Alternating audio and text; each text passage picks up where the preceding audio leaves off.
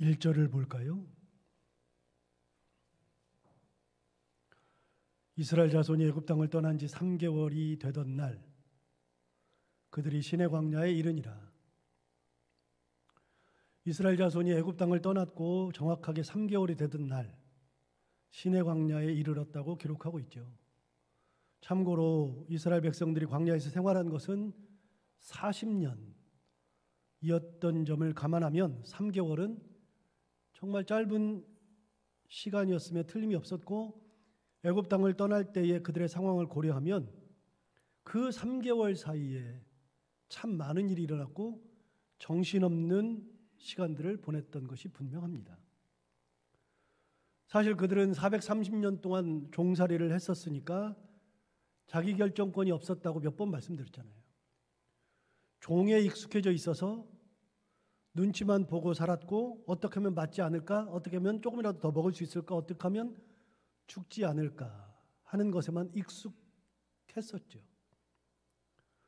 자기들 스스로 무언가를 해본 적이 한 번도 없었다가 출애굽을 하고 나서 처음으로 자기들이 무언가를 결정하고 그 결정에 책임을 져야 하는 그런 상황이 된 겁니다. 그런 그들이 광야로 나왔을 때 아무 일도 할 수 없었다면 그들은 어떻게 살았을까요? 광야에도 적응을 해야만 했고 자기 결정권이라는 개념도 새롭게 가져야만 하는 시간들이 그들을 기다리고 있었잖아요. 그런데 광야에 적응하는 것조차도 쉽지가 않습니다. 그것도 오랜 시간이 흘러야만 가능합니다. 그들이 살던 땅은 비옥한 환경이었고, 노동을 하기만 하면 먹을 것은 주어지는 환경이었으니까 광야는 완전히 새로운 개념이었죠. 풀 한 폭이 자라지 않는 그곳. 그런 곳에서 적응하는 것 자체가 어려웠습니다. 수십 년은 걸려야 했을 것인데 이제 겨우 3개월이 지났습니다. 광야가 어떤 곳인지는 제대로 알지 못하는 그런 기간이었는데, 거기다가 자기 결정권까지도 없어서 종에 익숙해져 있어서 뭘 어떻게 해야 될지도 모르는 그런 시간들을 보냈던 시간이 바로 광야 3개월입니다. 그런데 놀랍게도 그 3개월 사이에 성경은 많은 것을 기록하고 있습니다. 그 3개월 사이에 참 많은 일들이 일어났었습니다. 그 일들 중에서 이쯤 되면 이런 일이 일어날 거야, 혹은 이 상황이라면 이런 일이 일어나지 라고 예측 가능한 일들은 한 번도 일어난 적이 없습니다. 그들이 경험한 거는 전부 다 처음 경험하는 거였습니다. 그런데 그 처음 경험한 것도 이렇게 되면 이렇게 되지 예측이 가능해야 되는데 예측도 불가능한 거였습니다. 한 번도 경험해 못한 일들이 일어났고 예측되지 않은 상황들을 맞닥뜨려야 했던 그 3개월이었습니다. 여러분, 대처할 수 있는 능력이 있다 그러면 얼마든지 대처합니다. 예측이 가능하면 대처하면 됩니다. 그런데 예측이 가능하지 않을 때, 내가 대처할 수 있는 상황을 넘어설 때, 그때는요 아무것도 할 수 있는 것이 없어요. 예를 들어 여러분 갑자기 아프거나 그런 경우가 있죠. 대처가 가능하면 대처하면 됩니다. 예를 들어서 감기 같은 경우는 빨리 병원 가가지고서 진단 받고 처방전 받고 약 사 먹으면 됩니다. 예측 가능하잖아요. 지금은 병원 가면 된다. 그런데 같이 아픈 거라 할지라도 전혀 예상치 못한 아픔, 우리 중에는 그런 분들이 있지만 암에 걸렸던 분들이 있잖아요. 그런 거를 어떻게 대처해요? 암담하죠. 저는 암에 걸린 적은 없었지만 그래도 어렸을 때부터 20대 때부터 혈압이 높았습니다. 몰랐습니다. 제가 혈압이 있다는 것을 몰랐습니다. 그래서 혈압이 있어가지고 항상 뒷목이 땡겼습니다. 신학대학원 다닐 때가 5세, 6세, 7세 이렇게 다녔으니까 신학대학원 다닐 때 뒷골이 너무 땡겨서 항상 머리 아프고 조금만 하면 피곤하고 잠을 자면 조금 괜찮았는데 눈만 뜨고 활동하면 머리가 아파가지고 도저히 활동할 수 없을 만큼 뒷목이 항상 땡겼습니다. 근데 우리 신학대학원 다니는 분 중에 같은 동기 중에 침을 잘 놓는 분이 계셨어요. 그분이 침을 하도 여러 사람을 놔주길래 제가 뒷목이 땡긴다 그랬더니 금침을 맞으면 괜찮다 그래요. 그래서 금침을 맞았습니다. 금침이 뭐 진짜 금으로 하는데 금을 쫙 늘려가지고 5,000원치만 사면 이만큼 이렇게 두를 수가 있습니다. 그걸 사가지고 뒤에다가 한 10군데를 이렇게 놨습니다. 목 뒤쪽으로. 맞으니까 좀 괜찮은 것 같아요. 기분상. 그렇다 그래서 해결되지 않습니다. 여러분 금침 맞는다고 해결이 안 되더라고요. 저는 어렸을 때부터 콜레스테롤 수치도 높았습니다. 왜 높은지도 몰랐습니다. 이렇게 피를 빼면 저는 헌혈을 많이 했거든요. 항상 헌혈을 했었습니다. 헌혈을 하면은 꼭 거기서 재주는데 콜레스테롤 수치가 굉장히 높았습니다. 이유를 알지 못했습니다. 도대체 왜 그러나? 그걸 받아들일 수도 없었고 혈압 높은 것도 받아들이지 못했었습니다. 이제야 분명히 알게 되었는데 그거는 저희 엄마에게 받은 심장 때문입니다. 저는 심장보다도 심장에서 나가는 동맥이 별로 안 좋아서 엄마의 동맥이 안 좋은 걸 받아서 그래서 피가 쭉쭉 빠져나가지 못하니까 고혈압이 생기는 거고 동맥이 이렇게 반듯해야 되는데 그게 쭈글쭈글해서 이렇게 되니까 마치 조금만 콜레스테롤이 쌓여도 이렇게 가다가 거기에 다 쌓여버리는 겁니다. 이쪽. 그래가지고 어렸을 때부터도 콜레스테롤 수치가 높았습니다. 여러분 그렇게 제가 20년 넘게 살았습니다. 머리 아픈 채로. 유학할 때도 제가 머리가 엄청 아팠었습니다. 그런데 그거 버티고 살았습니다. 아무것도 모르고 살았습니다. 그냥 어떻게 하면 되겠지 그렇게만 했어요. 제가 혈압이 있다는 것을 받아들이는데 의사가 딱 진단을 해가지고 당신은 이제 혈압약을 먹어야만 합니다라고 진단을 해줬을 때도 그거를 받아들이는데 한 3년 걸리더라고요. 아, 내가 혈압이 있는 거구나. 그걸 받아들이는 것이 3년 걸립니다. 여러분 혈압 진단 받으면요 3년 걸립니다. 진짜 그거 받아들이는데.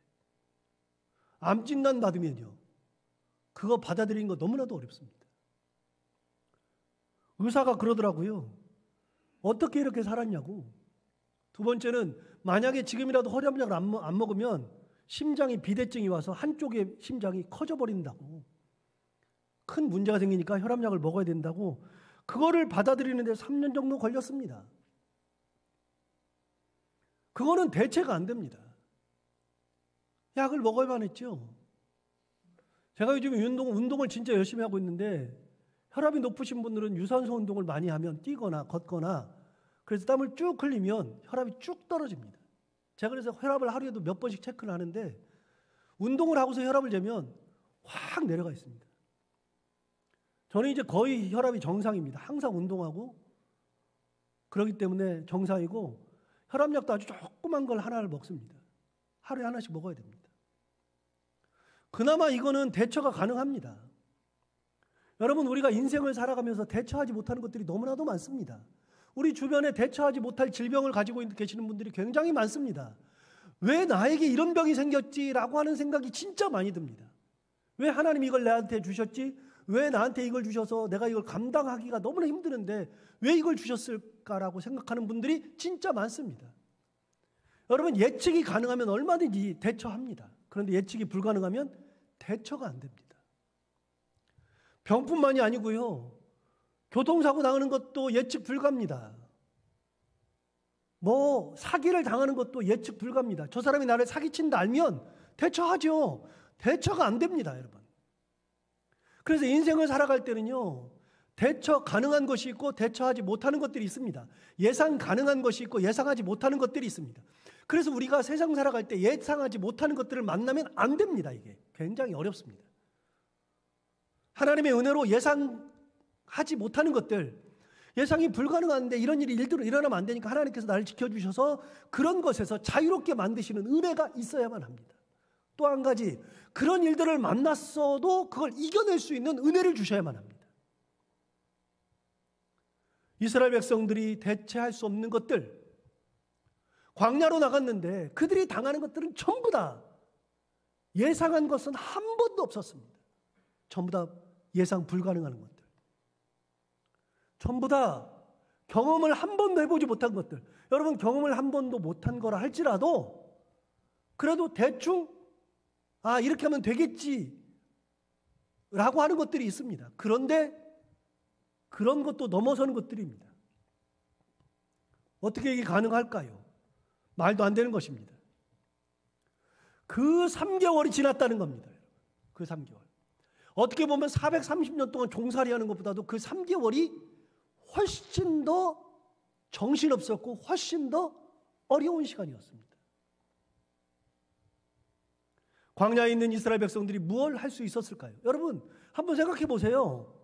도대체 광야에 나가서 뭘 할 수 있을까요? 아니, 이스라엘 백성은 생각하지 말고요. 저는 사막을 가서 잠도 자보고 몇 번을 갔다 왔으니까요. 사막을 갈 때 제가 사막 혼자 가면 죽습니다, 여러분. 지금도 저에게 사막에 가서 살으라 그러면 못 살아요. 어떻게 살아요? 3개월을 버텼습니다, 이스라엘 백성들이. 그런데 여러분, 제가 사막을 갈 때는요, 거기 베두인족들이 항상 같이 가요. 돈을 줘야 돼요. 돈을 주면 그 사람들이 찝차를 가지고서 갑니다. 찝차를 가지고 가서 그 사람들이 텐트도 쳐주고 저녁밥도 해주고 뭐 이렇게 해가지고서 동물의 습격. 여러분, 사막에는 동물이 없을 것 같죠? 그런데 그 사막에 가서 하룻밤만 자는 것도 그들의 도움이 없이는 도저히 할 수가 없습니다.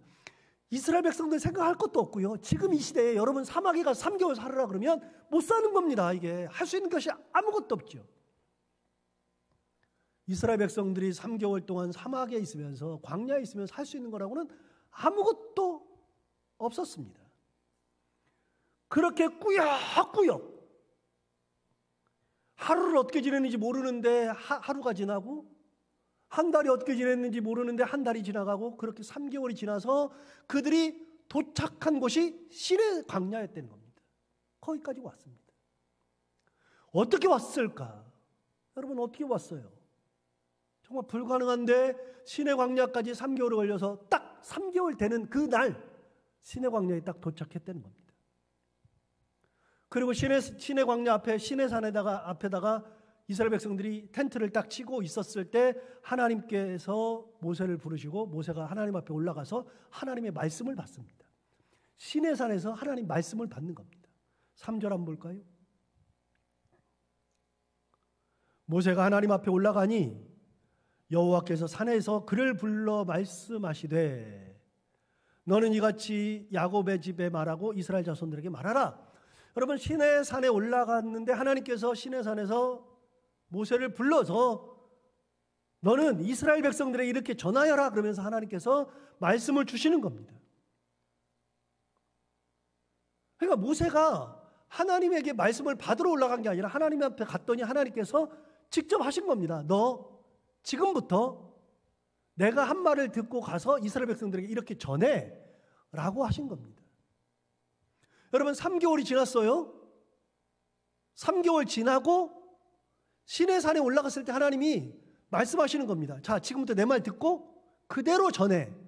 하나님이 무슨 말씀을 하시려고요? 중요한 말씀 하시지 않겠습니까? 4절부터 6절까지가 바로 그 말씀인데요. 시내산에서 주셨던 첫 번째 말씀 4절부터 6절인데요. 먼저 4절 한번 볼까요?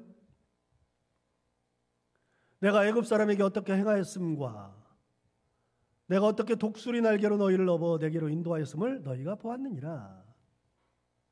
자, 두 가지를 말씀하셨습니다. 두 가지. 첫 번째, 내가 애굽 사람에게 어떻게 행하였음, 그것을 너희가 보았다.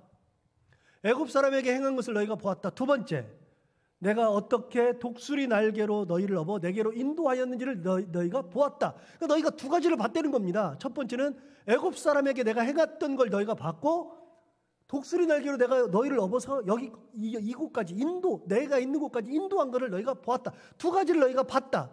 그거를 상기시켜 주는 겁니다. 그거를 얘기해 줘라.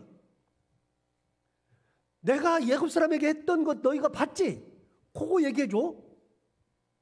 내가 너희를 독수리 날개로 업어서 여기까지 인도한 걸 너희가 봤지? 그것도 얘기해줘. 자, 여기서 잠깐. 여러분, 항상 설교하면서 몇 번 말씀드리지만 모든 내용 중에 여러 가지 내용이 있으면 그 중에 제가 생각할 때는 첫 번째가 가장 중요합니다. 편지를 쓸 때도 첫 마디가 중요하고요. 무엇을 기록할 때도 첫 번째가 중요하고요. 특히 시편에 있을 때는, 시편 읽을 때는요, 어느 시편이든 1절이 가장 중요합니다. 첫 번째가 가장 중요하다고 그랬어요. 거기다가 엑기스, 가장 중요한 것을 딱 넣어서 이야기를 합니다. 하나님의 말씀도 첫 번째 뭐라고 말씀하시냐가 굉장히 중요합니다. 자, 시내산에서 했던 말씀이 첫 번째가 뭐냐? 너희들 봤지? 뭘 봤느냐? 두 가지 봤지 않느냐? 첫 번째, 내가 애굽 사람에게 어떻게 행하는지 너희가 봤지? 두 번째, 내가 어떻게 독수리 날개로 너희를 업어서 내게로 인도하였는지 너희가 봤지? 두 가지 얘기한 겁니다. 여러분, 그 말을 들을 때 어떤 것이 떠오릅니까? 먼저 첫 번째, 내가 어떻게 애굽 사람을 대했는지 너희 다 봤지? 그걸 말씀하셨을 때 여러분 무슨 생각이 떠오릅니까? 어느 날 갑자기 이스라엘 백성들이 생각해 보니까 어느 날 갑자기 모세가 나타났습니다. 40년 전에 사라졌던 그 모세, 40년 전에 애굽의 왕자였을 때에 어느 날 이스라엘 백성과 애굽 사람이 싸웠을 때 모세가 애굽 사람을 쳐 죽였죠. 그리고 한 곳에다 묻었습니다. 다음 날이 되었을 때 그 길을 또 지나가는데 이제는 이스라엘 백성들끼리 싸우는 겁니다. 모세가 관여하려고 그러니까 그 중에 한 사람이 그러죠. 어제는 애굽 사람을 죽이더니 오늘은 누구 죽이려고? 그 말을 하는 순간, 아, 내가 어제 사람 죽인 것을 다 알고 있구나. 그래서 그 자리에서 도망해서 미디안 광야로 도망해서 40년 동안 사라졌었던 인물입니다. 그렇게 40년 동안 숨어있던 모세가 갑자기 나타났습니다. 40년 전에 사라질 때의 모세는 건장한 청년이었는데 다시 나타났을 때의 모세는 완전히 할아버지였습니다. 당대의 수명이 70이나 80이라 그랬잖아요. 그걸 어디서 할 수 있다고요? 시편 91편인가 90편에 모세의 노래가 나오는데 모세의 노래 중에 우리 연수가 70이요 강건하면 80이라도 라고 하는 것을 모세가 적은 적이 있습니다. 그러니까 모세가 우리 연수가 70이라 그랬습니다. 강건하면 80이라고 했어요. 그럼 모세는 120세 살았죠. 그러니까 모세는 평균 수명보다 40년을 더 산 겁니다. 그러니까 당대의 수명이 7, 80년인데 모세가 나타났을 때 나이가 80이었죠. 건장한 청년으로 사라졌다가 80이 되어서 할아버지가 되어서 나타났습니다. 이게 무슨 일인가 싶었는데 모세가 갑자기 애굽 왕을 바로를 찾아가서 이스라엘 백성들을 보내달라라고 했다는 소문이 들렸습니다. 이게 뭔 말이야? 우리 다 죽게 생겼네. 왜 이런 짓을 해? 라고 하는 생각이 들었습니다. 아니, 애굽 왕이 누군데? 살아있는 신인데 그에게 가서 우리 백성을 보내달라고 말도 안 되는 소리를 한 겁니다. 모세가 죽고 우리도 고난당할 것이 뻔했습니다. 모세는 미쳤다는 생각이 들었습니다. 그런데 정말 그렇게 하고서는 여러 이적을 행했습니다. 지팡이를 던져서 뱀을 만드는가 하면 그걸 보고 있던 애굽의 술사들도 지팡이를 던져서 뱀을 만들자 모세가 던진 그 지팡이 뱀이 애굽 술사의 뱀을 잡아먹었죠. 손을 넣었다 뺐더니 나병이 발병했고 넣었다 뺐더니 깨끗하게 되는 기적도 있었습니다. 그 소문이 막 들리기 시작했습니다. 그리고 나서부터 10가지 재앙이 임하기 시작했습니다. 여러분, 하나님께서 이렇게 말씀하셨어요. 내가 애굽 사람에게 어떻게 행했는지 너희가 봤지? 그것이 싹 다 지나가는입니다. 10가지 재앙이 지나가기 시작합니다. 물이 피로 변하는 재앙. 나일강 물이 빨갛게 변했습니다. 마실 물들이 빨갛게 다 변해버렸습니다. 개구리 재앙, 이 재앙, 파리 재앙, 가축에게 임한 돌림병 재앙, 독종의 재앙, 우박 재앙, 메뚜기 재앙, 흑암의 재앙, 그리고 마지막으로 애굽의 장자들이 죽는 모든 장자의 죽음의 재앙. 10가지가 순식간에 다 일어났습니다. 이런 재앙이 있을 때마다 지상 최고의 살아있는 신이라고 여겨졌던 바로가 흔들리는 것이 느껴졌습니다. 바로가 어떻게 흔들릴까? 자기들을 억압했던 애굽 사람들의 당황하는 모습도 보았습니다. 어떻게 이런 일이 생겼을까? 그리고 결정적으로 10번째 재앙이 임하였을 때 애굽 전역에는 곡하는 소리가 들렸습니다.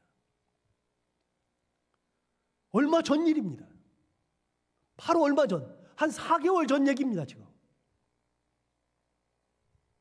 그런데 놀랍게도 하나님의 말씀을 듣고 양을 잡아서 그 양의 피로 문의 좌우 설주와 인방에도 발랐던 그 집은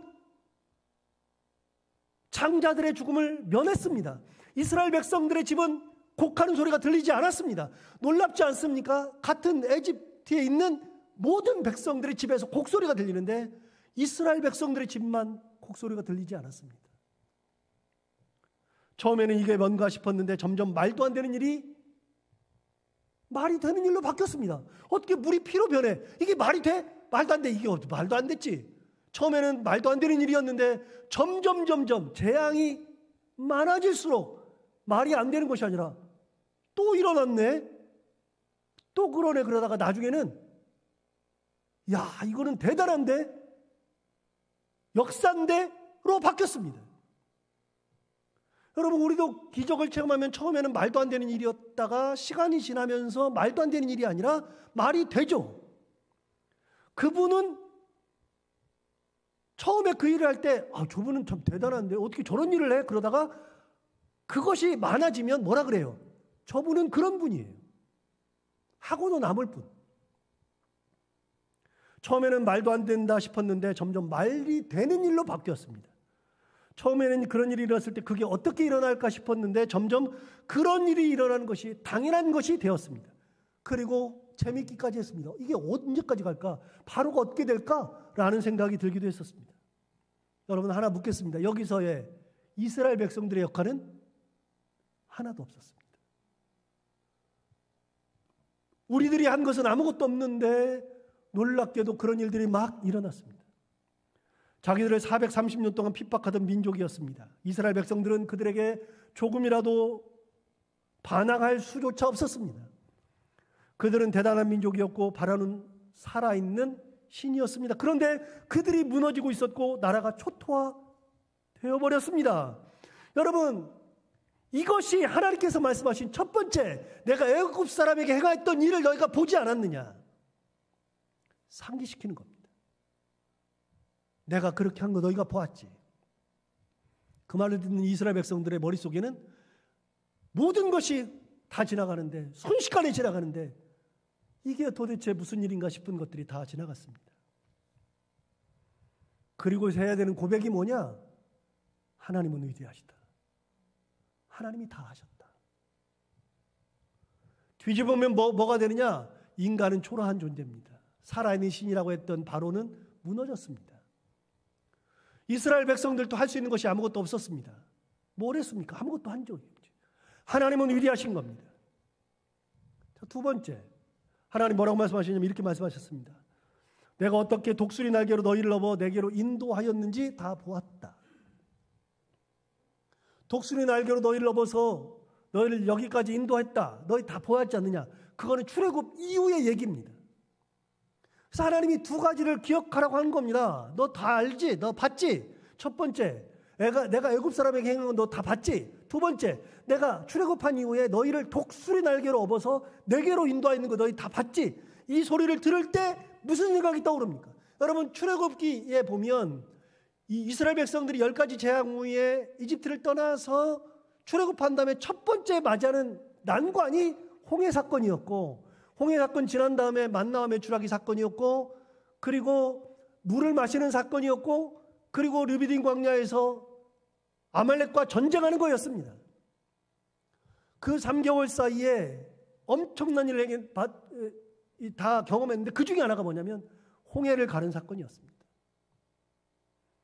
여러분, 홍해를 가른 사건은 이미 몇 주 전에 여리고 성을 우리가 함께 나눌 때 여호수아 2장에서 여호수아가 정탐꾼들을 2명을 보냈을 때, 여리고 성으로 보냈을 때 그곳에 살고 있었던 기생 라합이 정탐꾼들에게 했던 말 속에 답이 있습니다.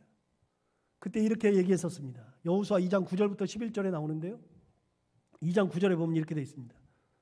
기생 라합의 이야기입니다. 정탐꾼들에게 한 얘기. 여호와께서 이 땅을 너희에게 주신 줄을 내가 아노라. 우리가 너희를 심히 두려워하고 이 땅 주민들이 다 너희 앞에서 간담이 녹나니. 그 다음 중요한 말이 나옵니다. 이는 너희가 애굽에서 나올 때에 여호와께서 너희 앞에서 홍해물을 마르게 하신 일과 너희가 유단 저쪽에 아모리 사람의 두 왕 시온과 오게게 행한 일 곧 그들을 전멸시킨 일을 우리가 들었음이니라. 11절 우리가 듣자 곧 마음이 녹았고 너희로 말미암아 사람이 정신을 잃었나니 너희 하나님 여호와는 위로는 하늘에서도 땅에서는 아래로는 땅에서도 하나님이시니라. 여러분 아까 10절에서 뭐라고 얘기했냐면 이 땅을 너희에게 준 것을 하나님 준 것을 안다 그래놓고 10절에서 뭐라고 했냐면 이렇게 얘기했어요. 이는 너희가 애굽에서 나올 때에 여호와께서 너희 앞에서 홍해물을 마르게 하신 일 그걸 우리가 들었다. 그때도 설명했어요. 당대의 기생은 신전에서 일하던 여사제였다고 말씀드렸습니다. 여사제가 기생 역할도 했었습니다. 그런데 여사제가 기생 역할을 할 때에는 나이 든 사람이 할 수 있는 것은 아니고요. 대개 10대 중후반부터 20대 중반까지 많아봐야 20대 후반까지. 그러니까 라합의 나이는 약 20세 정도 혹은 많아봐야 25살. 그런데 지금 홍해물을 가르고 여호수아가 여리고성을 들어갈 때는 몇 년 차이가 나느냐면 40년 차이가 난다 그랬잖아요. 40년의 차이가 나는데 20살밖에 안 된 여리고성의 여사제가 40년 전 얘기를 꺼내고 있습니다. 무슨 얘기입니까 여러분? 그걸 꺼내드린다는 얘기는 자기가 태어나기도 전에 일어났던 일인데 자기가 태어났을 때부터 지금까지 사람들이 여리고성에 있는 사람들이 지금도 홍해를 가른 얘기를 한다 얘기입니다. 지금도. 정말 엄청난 거를 경험한 거죠. 그렇게 홍해물을 가른 거를 아직도 이야기할 정도로 홍해를 가른 사건은 대단한 사건이었습니다. 홍해물을 가른 것은 성경에 단 한 번밖에 일어난 일이 없었습니다. 저는 가끔 그 현장에 있었으면 좋겠다라는 생각을 진짜 할 때가 있습니다. 한번 나도 그때 있었으면 얼마나 좋았을까. 이거는 충격 중에 충격이었습니다. 두 번째, 그들이 만나와 메추라기를 먹었습니다. 메추라기는 한 달만 먹었지만 만나는 40년을 먹었습니다. 여러분 40년 동안 만나를 먹었다는 거, 그것도 200만 명이 먹었다는 거, 그거는 쉬운 것이 아닙니다, 여러분. 우리는 주일에 점심만 하려고 그래도요, 얼마나 힘든지 몰라요. 이게 익숙하신 분들은 쉽게 할지 몰라도 익숙하지 않은 사람들은 그거 준비하는데 정말로 시간이 많이 걸리고 마음도 많이 써야 합니다. 그런데 여러분 그 사람들은 200만 명이었습니다. 어디서 구합니까? 그것도 40년 동안 단 한 명도 굶어 죽은 사람이 없었습니다. 그리고 더 중요한 거, 만나는 이 땅에서 나는 음식이 아니었습니다. 만나는 하나님께서 하늘 문을 여시고 내려주신 거였습니다. 그래서 시편에 보면 하늘의 양식이라고 분명하게 시편 기자가 노래한 적이 있습니다. 시편 78편에 보면 그렇게 노래한 적이 있죠. 시편 78편 23절부터 25절까지를 보면 이렇습니다. 시편 기자가 이야기합니다. 그러나 그가 위의 궁창을 명령하시며 하늘문을 여셨다. 시편 기자 얘기입니다. 하늘문을 쫙 열었습니다. 24절 그들에게 만나를 비같이 내려 먹이시며 하늘 양식을 그들에게 주셨다. 여러분 만나를 비처럼 내려주셨는데 하늘 양식이라고 분명히 얘기하잖아요. 땅의 양식이 아니었습니다. 만나는 하늘 양식이었습니다. 하나님 거였습니다. 25절은 더 재밌습니다. 사람이 힘센 자의 떡을 먹었으며, 힘센 자가 누굽니까? 하나님이잖아요. 사람이 힘센 자의 떡을 먹었으며 그가 음식을 그들에게 충족히 주었도다. 시편 78편 기자가 정확하게 얘기했었습니다. 만나는 이 땅에서 나는 음식이 아니라 하늘에서 주신 하나님의 양식이었습니다. 힘센 자 양식이었는데 그걸 이스라엘 백성들이 먹었다고 이야기하죠. 한 군데 더 나옵니다. 시편 105편 39절부터 41절까지의 말씀입니다. 시편 105편 39절을 먼저 보겠습니다. 여호와께서 낮에는 구름을 펴사 덮개를 삼으시고 밤에는 불로 밝히셨으며 구름 기둥과 불 기둥. 40절 그들이 구한즉 매출하기를 가져오시고 또 하늘의 양식으로 그들을 만족하게 하셨도다. 또 나오죠. 어디 양식이요? 하늘의 양식이라고요. 여러분 만나는요 땅의 양식이 아니라 하늘의 양식입니다. 41절 반석을 여신즉 물이 흘러나와 마른 땅에 강같이 흘렀다. 이런 일들이 있었습니다. 그래서 시편 기자들도 이 내용을 정확하게 기록하였는데 시편의 기록은 대부분의 경우에 다윗 시절에 기록된 겁니다.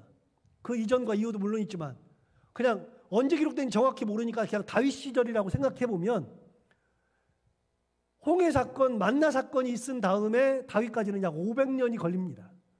500년이 지나도 이스라엘 백성들도 아직 만나 얘기하고 있잖아요. 홍해 사건도 이야기하고 만나 얘기도 하고 있죠. 대단한 일이었습니다. 여러분 누구나 다 할 수 있는 일이라면 이렇게 오래 기억합니까? 뭐 평상시에 일어난 일이라 그러면 이런 일을 다 기억합니까? 여러분 인생 살면서 기억하는 것이 몇 가지나 돼요? 지금 돌이켜봤을 때 몇 가지나 됩니까? 기억하면서 얘기할 수 있는 것이 몇 가지나 됩니까? 10가지요? 많으면 20가지요? 그 사이에 얼마나 많은 일이 일어났는데요. 그런데 어떤 일을 기억하죠? 진짜 기억할 만한 일, 대단한 일, 그런 일만 기억해요. 평상시에 일어난 일을 기억하지 않습니다. 그런데 그것도 기억이 가물가물합니다, 되게. 그런데 보세요. 500년이 지나도 만나 얘기를 하고 있어요. 그만큼 대단한 일이 일어난 겁니다.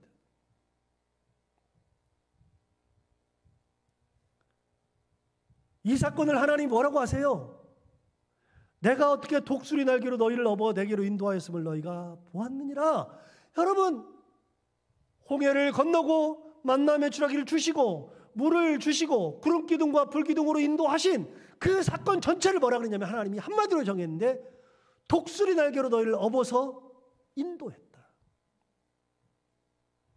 그래서 이 복음 여기를 독수리 복음이라고 얘기해요. 독수리 복음이라고. 신학적으로. 그런데 여러분 독수리 날개 사건인데 독수리 날개가 뭐죠? 여러분 독수리는 하늘을 나르죠. 독수리가 왜 중요하냐면요. 여기서 왜 독수리가 나올까요? 독수리는 하늘을 나르죠. 하늘을 나르는 게 독수리인데 여러분 하늘을 날기 때문에 땅과는 무관하죠. 물론 땅의 것을 먹고는 살지만 땅과는 무관해요. 땅에 발을 딛고 사는 동물이 아니에요. 하늘에서 살아요. 나뭇가지에 혹은 하늘을 날고 땅은 먹이 활동할 때만 내려오는 거죠. 그러니까 여러분 독수리는 하늘을 날고 하늘에서 살기 때문에 땅과는 무관합니다. 무슨 말입니까? 땅에서 홍해가 갈라지는 사건은 우리 같은 사람들은 땅에 발을 딛고 살기 때문에 홍해가 갈라질 때 그 사건은 내 사건이 되는데 독수리는 홍해를 건널 때 그렇게 홍해 앞에서 안절부절할 필요가 없는 거예요. 땅의 일과 무관합니다. 홍해가 갈라지든 안 갈라지든 아무 상관이 없어요. 독수리를 그냥 날려서 넘어가면 되는 거니까요. 이스라엘 백성들을 보면 홍해가 갈라져서 지나갔는데 하나님 뭐라 그러냐면 너희들 땅 밟고 지나간 것 같으지? 너희들 그렇게 해가지고서 내가 홍해를 가르고 너희들이 지나간 것 같으지? 너희가 이렇게 지나간 것 같지? 아니 내가 너희를 업고 건넜거든. 내가 너희를 업었으니까 독수리 날개로 업었으니까 아무 상관없이 지나갔거든. 여러분 만나라고 하는 것도 마찬가지예요. 만나는 이 땅의 음식이어서 먹어야만 되잖아요. 그런데 그 만나가 없어가지고서 먹을 것이 없어가지고 우리 다 죽게 생겼다 그랬는데 하나님께서 야 왜 니네가 걱정을 해? 왜 땅의 걸 가지고서 생각해? 나는 땅의 거 안 줘. 내 거 줄 거야. 하나님이 어떻게 주세요? 하나님 거 주시잖아요. 그 땅에서 땅에서 안 나니까, 우리는 땅의 민족이니까, 땅의 백성이니까, 땅에서 안 나니까 대책이 없어요. 그런데 하나님이 뭐라 하냐면, 야, 왜 땅의 걸 가지고 그래? 내 거 주면 되잖아. 다 죽게 생겼다 그랬는데, 죽었다고 생각했는데 하나님께서 업고 건넌 겁니다. 먹는 것도 업고서 지나왔습니다. 죽음 앞에 섰을 때 우리 다 죽었다, 이집트군에 의해서 다 죽었다 싶었던 그때 하나님께서, 야, 그걸 왜 걱정해? 얘네들은 너희들한테 한 명도 못 죽여. 놀랍게도요, 이스라엘 백성들이 출애굽한 다음에 이집트 애국군 때문에 그렇게 괴로워했어요. 성경 보세요. 정말 괴로워했어요. 애국 그러는데, 놀랍게도요, 우리 다 죽게 생겼다, 다 죽었다 그러는데, 진짜 놀랍게도 성경을 보세요. 애굽의 군이 따라와 가지고 이집트 사람들이 이스라엘 사람들을 단 한 명도 죽이지 못했어요. 단 한 명도 이집트 사람들에 의해서 해를 당한 사람도 없어요. 그러니까 어떻게 한 거예요? 자기들끼리 괴로운 거야. 저희들이 따라와. 여러분, 하나님은 야, 괜찮아, 상관없어. 그런데도 자기 혼자 괴로운 거예요. 쟤들이 따라와. 두려움이라는 게 그런 거라 그랬잖아요. 두려움은 실체가 없는데 자기가 실체로 느끼는 것이 두려움이라 그랬잖아요. 이집트군은 아무도 해를 가한 적이 없습니다. 여러분, 하나님이 기억하려는 겁니다. 야, 두 가지 기억해. 애굽에서 내가 애굽 사람에게 행한 거 기억해봐. 그 다음에 내가 너희를 독수리 날개로 업어서 여기까지 인도한 걸 기억해봐. 야, 너희들이 한 게 뭐 있어? 내가 다 했지. 진짜로요? 여러분, 뭘 했어요? 없잖아요. 없잖아요. 하나님이 우리를 업으셔서 건너시는 거예요. 업으셔서 인도하시는 거예요. 내가 걸어가는 것 같은데 하나님이 나를 업고 가신 거예요. 주님의 은혜가 아니었으면 내가 건널 수 없었어요. 주님의 은혜가 아니었으면 내가 굶어 죽었어요.